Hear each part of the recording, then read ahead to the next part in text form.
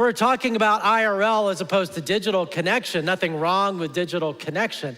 But what you and I are created for is something much more than that. We're created for real life connection. And yet that's easier said than done. And so we're talking about the skills that go into the kind of connection that you and I are created for. And to kind of help us get into that, I want to congratulate a Chase Oker, an online Chase Oker from Colorado, Corey Crane, who happens to be my wife's youngest sister, and for finishing last weekend the Leadville 100 race. When I say 100, that's a 100-mile race running, which is pretty crazy. And yeah, that's her crossing the finish line. You have to finish it under 30 hours. And so you're running all that time. It starts at 10,000 feet. That's the lowest elevation. And then 12,600 feet. You're going up and down. It's a mountain run. And so if you're doing a 100-mile run, there's a combination of a lot of focus and intensity and craziness. Because on a 100-mile run through the mountains like that, there's gonna be adversity, and you know that.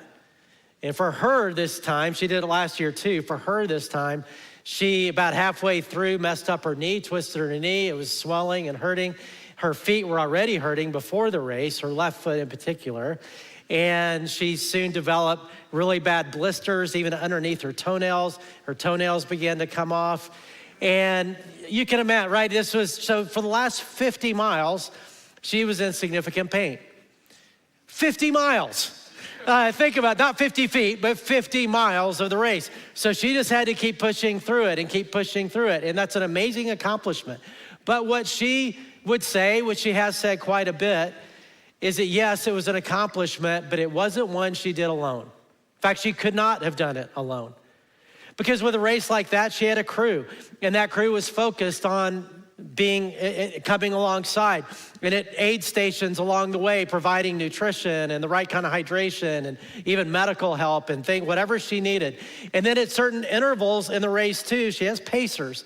And pacers are people who run a number of miles with her to just keep her going when everything mentally, emotionally, and physically is screaming, you can't keep going. And they're there to say, you can do this. And when at times in the race, you're gonna lose a sense of just being able to think clearly. And so it's like, no, we can do this. So one step, let's keep running, let's keep going. And you and I are the same way in life. Life is an endurance race.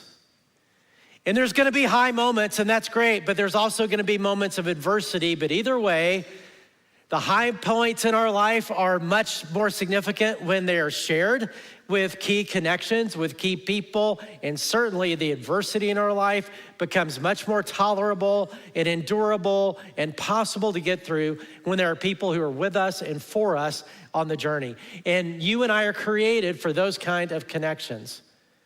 And in this series, we're talking about, well, how do we develop them? Because they have to be developed. And as we talked about last week, there's a lot in our culture that is working against the kind of connections we need. So how do we develop the skills that those relationships demand? Because they're not just gonna happen because you want them. They're not just gonna happen just because you're with people. There are certain skills that are required to take relationships to that level of depth. And so each week of this series is focused around a different skill. Last week, we talked about the skill of being known, of being knowable, about showing up and opening up. If you missed it, let me encourage you to go back and listen to that or watch that. Next week, Ryan is speaking on the skill of conflict, going through conflict in a way that doesn't disconnect, but actually connects you at a deeper level than if you never had the conflict in the first place. And that's a skill. This week, we're talking about the skill of knowing someone. Meaning last week, being known, this week, knowing. So last week, defense, this is playing offense. How do we relate in a way toward the other person that builds connection, that builds trust, and that bonds you together? And that's a skill. And some people are really good at that, and most of us can do it a little bit, but we all could be better. And so today we're gonna talk about, well, what is the skill of knowing? And it's a little bit like, I have these magnets up here, which on Amazon, These looked huge, and they're not.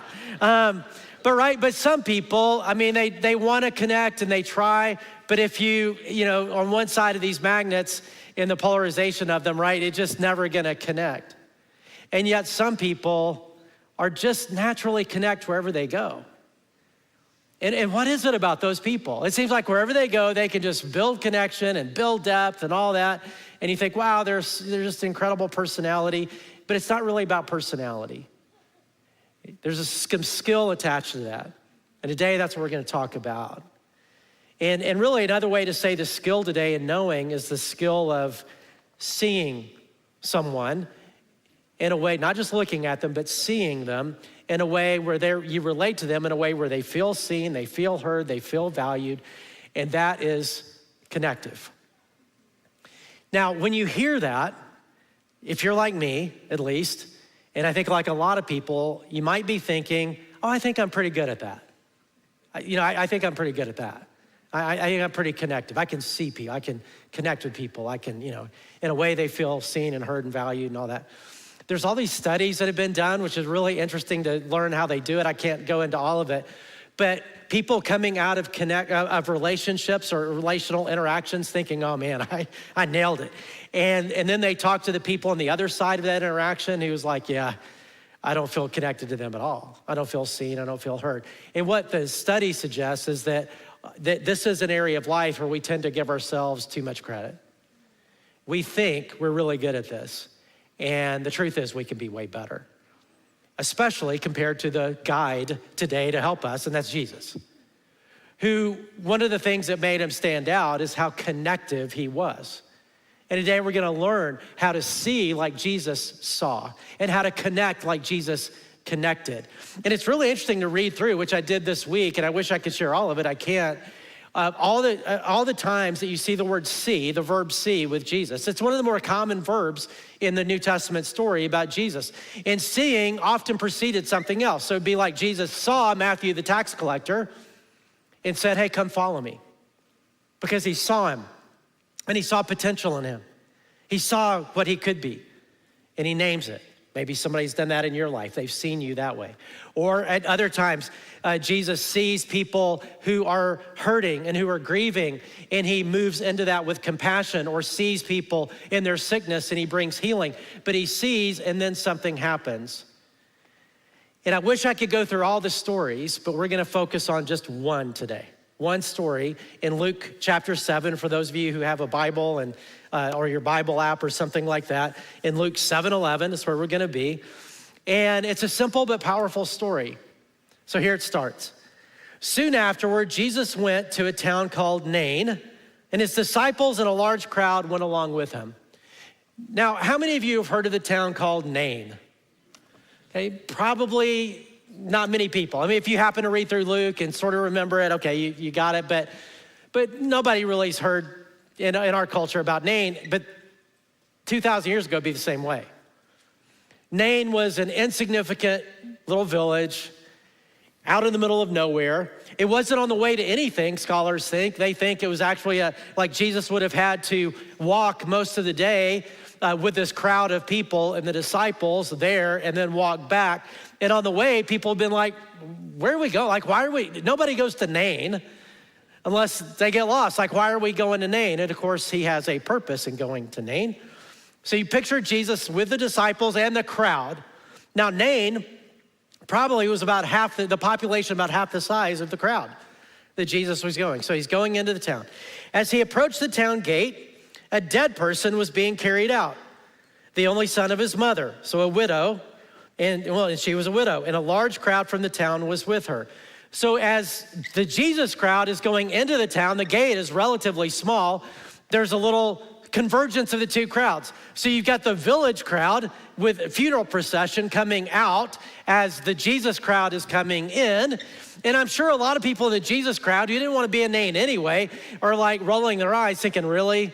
This is happening right now, this is happening at the same time. And they would have kind of seen what's going on, but not really keyed into what's going on. But of course, Jesus is different. That's what we're talking about. Verse 13, when the Lord saw her, the widow, his heart went out to her.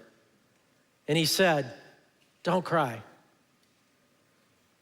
Now, I can't speak for every man in the room or online, but I can speak for me as a man that I don't handle, a guy can cry and be like, yeah, whatever, dude.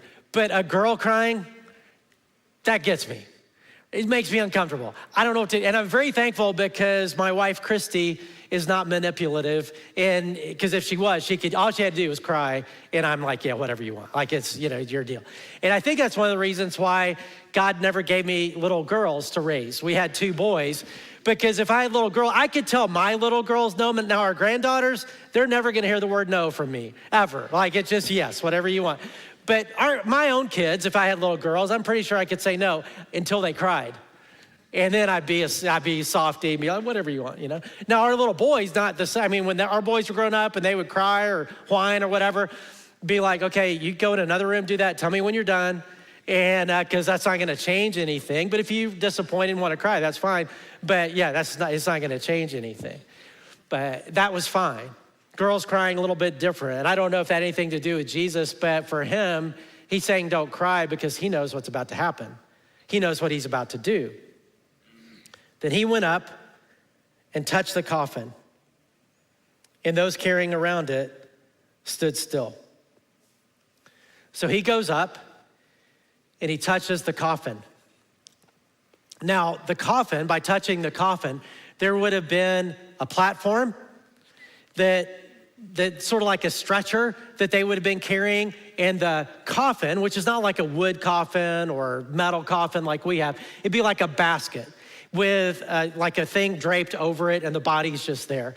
And so they would have been holding the platform, but not the coffin itself. So Jesus goes up to the basket with the body and touches the basket, touches the body, and they stop because they were shocked. Nobody did that.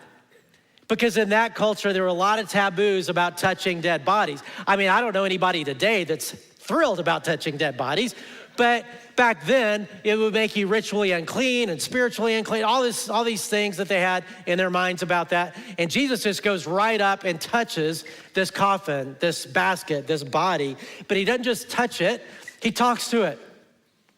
And he said, young man, I say to you, get up. And the dead man sat up and began to talk. And Jesus gave him back to his mother. He ruined a perfectly good funeral by raising the dead guy from the dead, which is pretty amazing. And now, because this widow would have been destitute without a man, because in that culture, that's just the way it worked.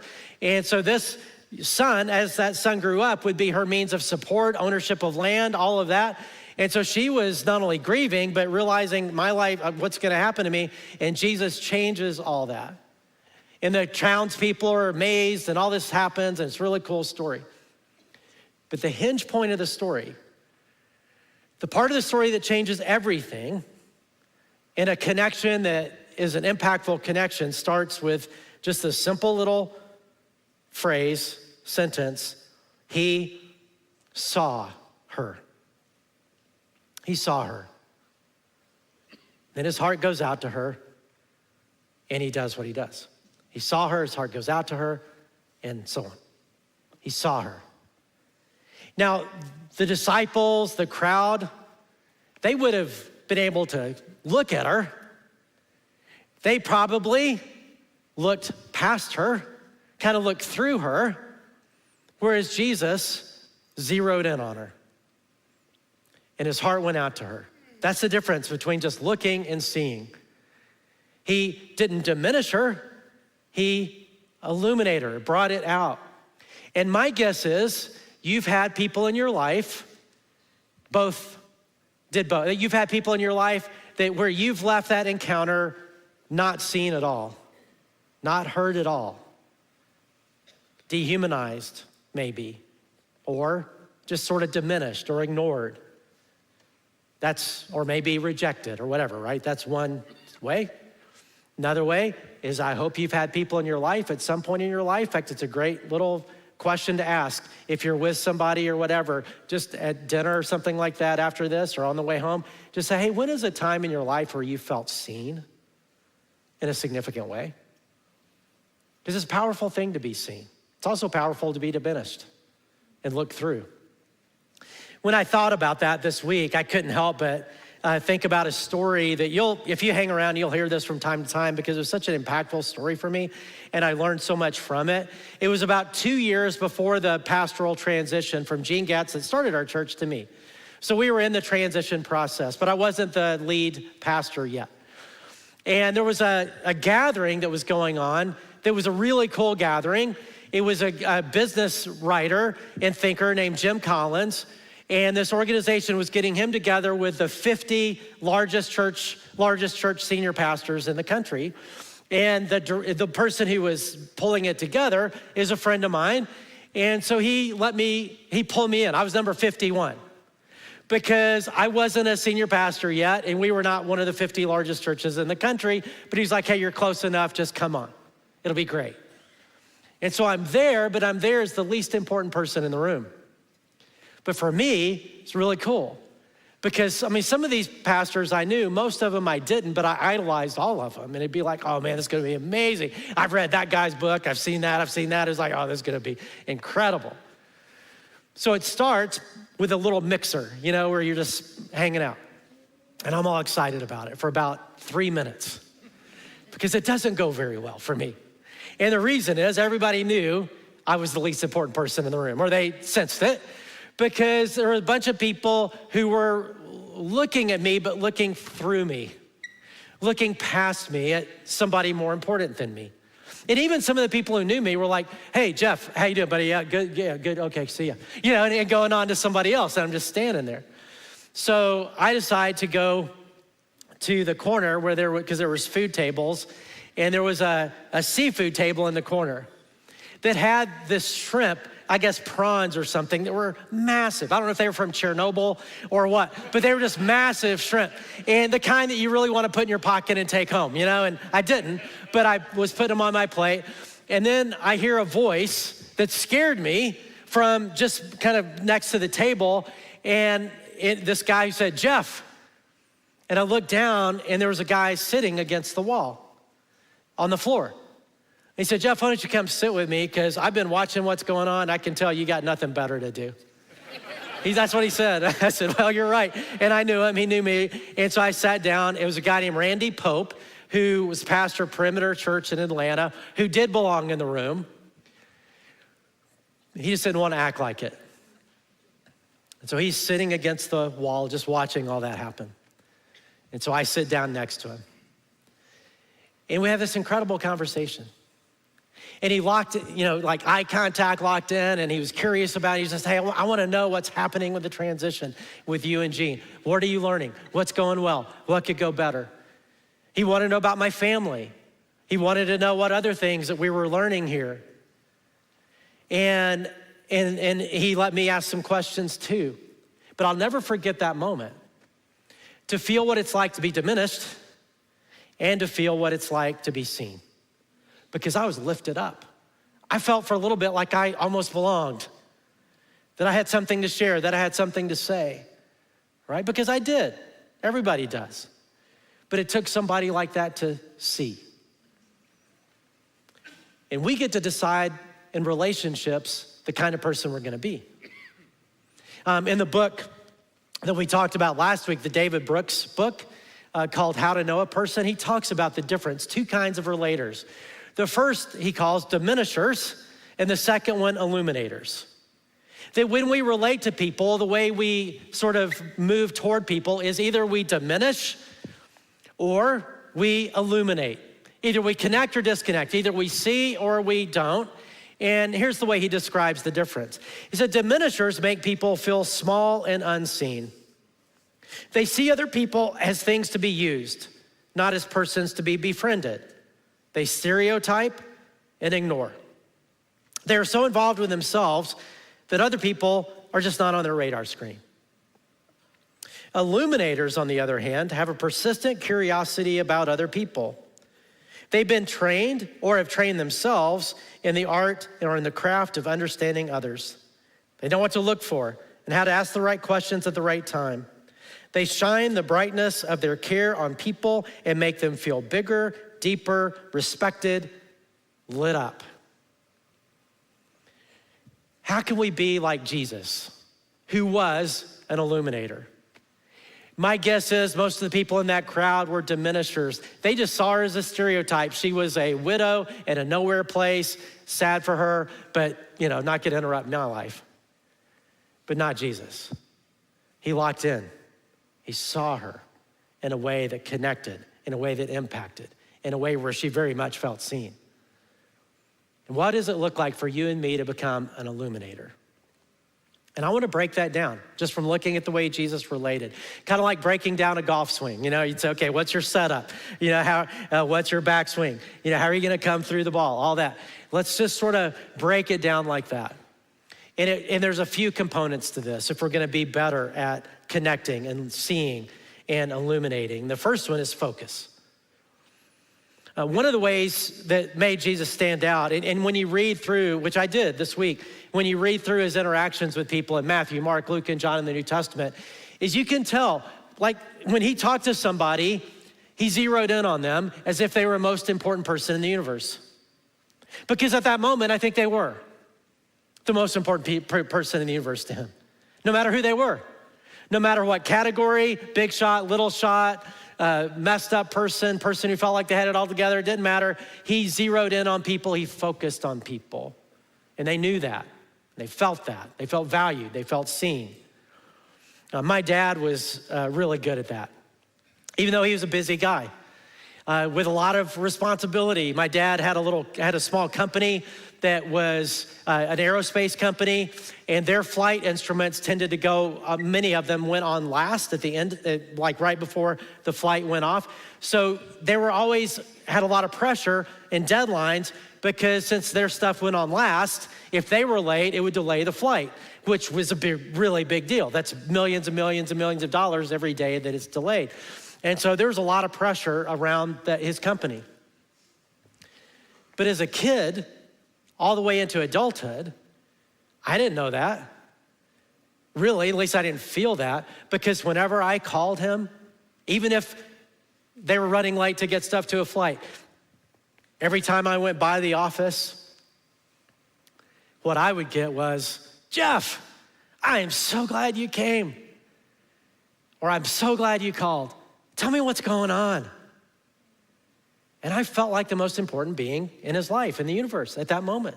I had no idea all the urgency and all the stuff that was happening. And I was valued and I was seen, right? Which is connective. It pulls me toward him. Like I want to connect him because I feel like he wants to connect with me. And when we relate, let's make sure we relate in a way that the other person on the other side feels that. It's not, oh, hey, yeah, good to see you. What's going on? I gotta kind of go. But as much as possible, say, no, I'm gonna lock in. And other cultures do that a lot better than we do because we prioritize fast over relationships. And some of you are from cultures that are better at that. You can help us, the rest of us, to key in. Especially now, we talked last week about the digital thing and how it keeps us from real relationships. Same thing is true in terms of focus. They've done these studies that show that even like if you have a family dinner or you meet with somebody and you put your phone on the table or on the coffee table or on the dinner table or whatever, even if it's upside down, like with the face down, that it greatly diminishes feelings of connection and meaning and significance on the other side. And my mom has been telling me that forever. She's a good connector too. So whenever I'm with her and I've got my phone, she's like, would you please not have your phone out? I'd be like, it's upside down. But it doesn't matter. And she's right.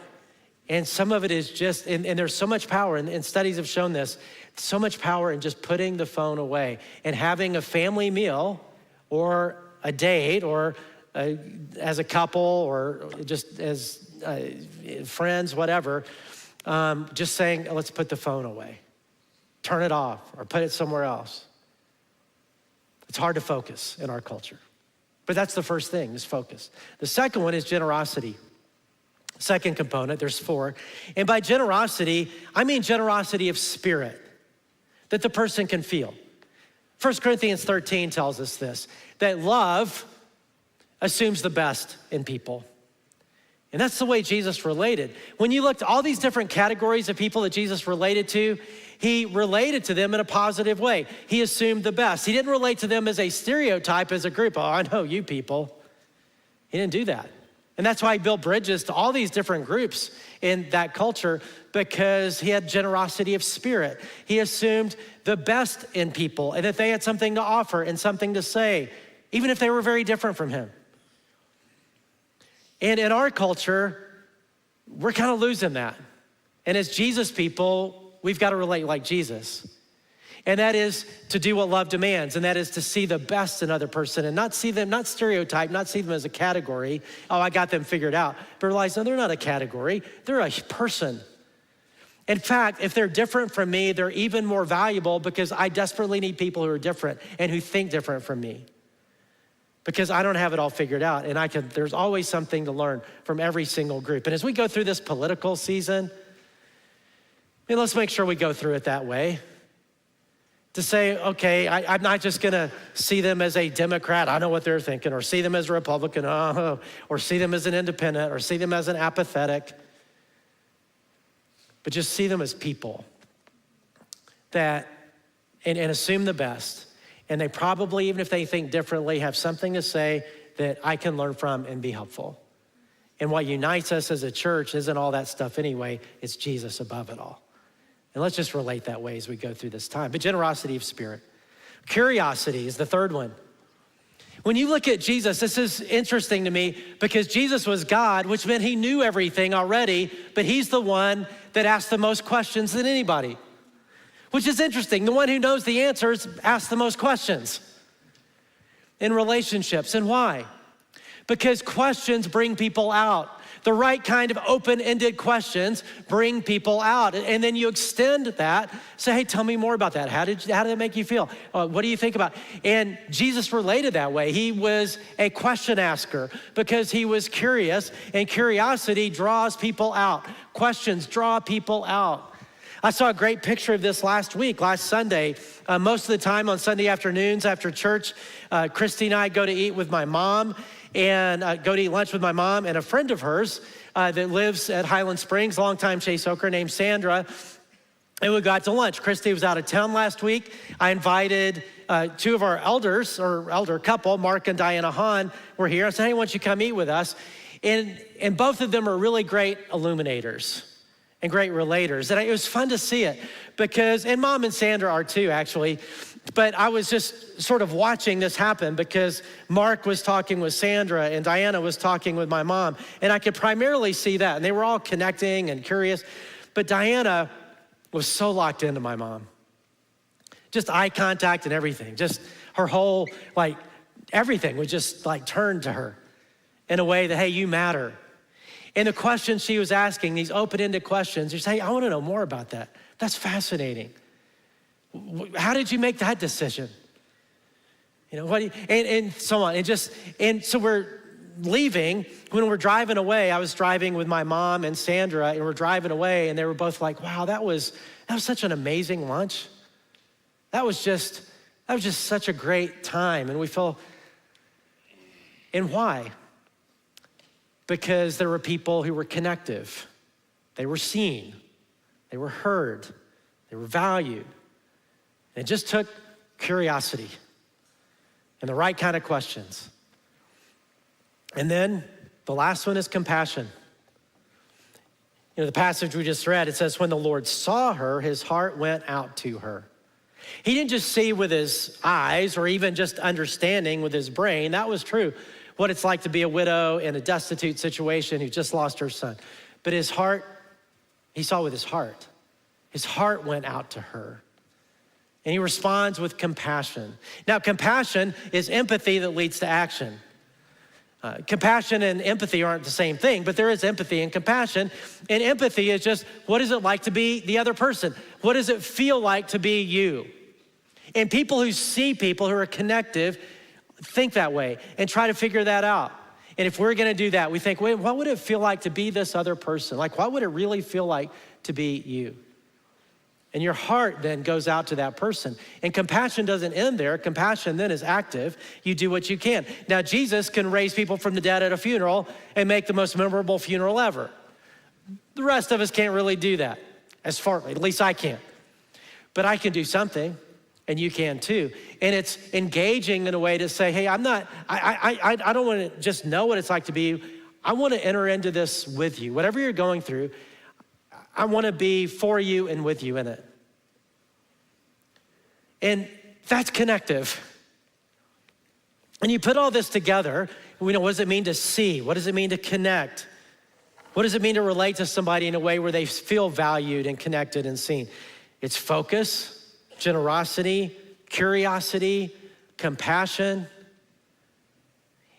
And I hope you know somebody. I hope you have somebody in your life who relates like that. And if you do, you're a very fortunate person because it's rare. Diminishing is not rare at all in our world right now.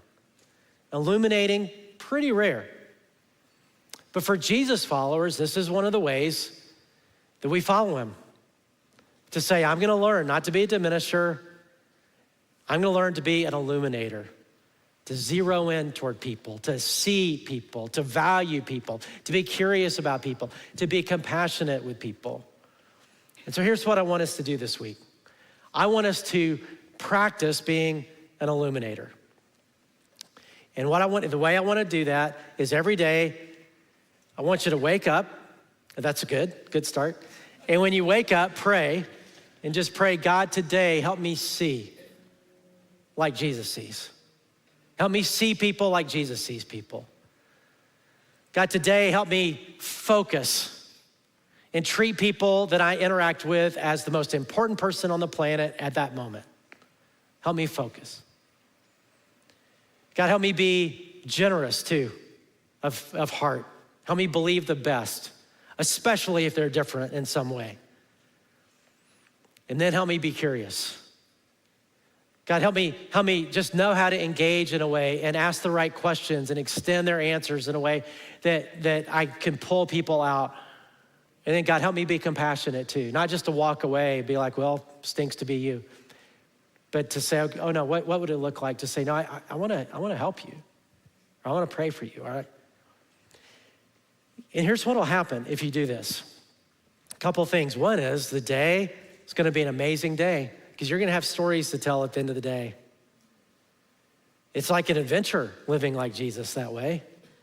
And the second thing that'll happen is you'll have people like a magnet who feel very connected to you and who wanna be connected to you. You won't have problems as we're talking about how do you build these connections and not be lonely and all this stuff in this culture. A person who relates like this is not gonna have problems finding those people and connecting to those people because it's so rare. And the other thing that'll happen is you make Jesus really happy because he loves every one of those people that come across our path. Let's pray and ask for his help. Father, I do, first of all, thank you that you see us, you know us, you've called us to yourself. You want to be with us and for us in life. And then you want us to relate that way with other people around us. And God, would you help us to be connective? Would you help us to relate to people in a way where they feel seen and valued and heard and where they feel like they're not alone, but we're in it with them. God, really teach us to do this and just live the adventure of this Jesus way of living and relating. In Jesus' name, amen. So we're gonna sing a song. It's one of my favorites called Good Grace. And it's so perfect because for this week, because the song, there's a bridge in the song that talks about how he is for us. He is for us. And I know there are people in this room or online right now who are thinking, God hates me. Or God doesn't want anything to do with me. I've screwed up so bad. Or God's done with me. And it's just so not true. His love endures forever. There's nothing you can do to outstretch his grace or love or mercy. That's what he has for you. And he wants to be with you in life if you'll let him, open your heart to him. And he is always for you. He's always on your team. He is always for you. Like that endurance race and all the people say, come on, you can do it. That's him. He wants to be with you and for you in life.